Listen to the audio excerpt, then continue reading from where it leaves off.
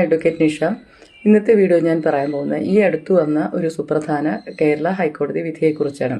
വസ്തുവിനെ സംബന്ധിച്ച് അടുത്ത ബന്ധുക്കളോ സഹോദരങ്ങളോ തമ്മിൽ തർക്കമുണ്ട് എന്ന് വിചാരിക്കുക. ഒരാൾ വസ്തു വളരെ കാലങ്ങളായി കൈവശം വെച്ച് അതിൻ്റെ നികുതി കൈവശത്തിൻ്റെ അടിസ്ഥാനത്തിൽ അടച്ചു വരികയാണെങ്കിലും അദ്ദേഹത്തിന് പൂർണ്ണമായും അധികാരാവകാശം ഈ വസ്തുവിൽ സിദ്ധിക്കുന്നില്ല. ഒരു വസ്തുവിൻ്റെ നികുതി അടച്ചു എന്നതുകൊണ്ട് മാത്രം ഒരാൾ ഒരു വസ്തുവിൻ്റെ ഉടമസ്ഥനായിത്തീരുന്നില്ല എന്നാണ് ബഹുമാനപ്പെട്ട കേരള ഹൈക്കോടതി പറയുന്നത്. ഇവർ തമ്മിലുള്ള തർക്കത്തിൻ്റെ അവസാന വിധി വന്നതിന് ശേഷം മാത്രമാണ് ഉടമസ്ഥാവകാശം നിശ്ചയിക്കപ്പെടുകയുള്ളൂ. ആയതിന് കരം അടച്ചു എന്നുള്ളത് മാത്രം ഒരധിക ആനുകൂല്യമായി കണക്കാക്കാൻ കഴിയില്ല എന്നാണ് ബഹുമാനപ്പെട്ട കേരള ഹൈക്കോടതി പറയുന്നത്.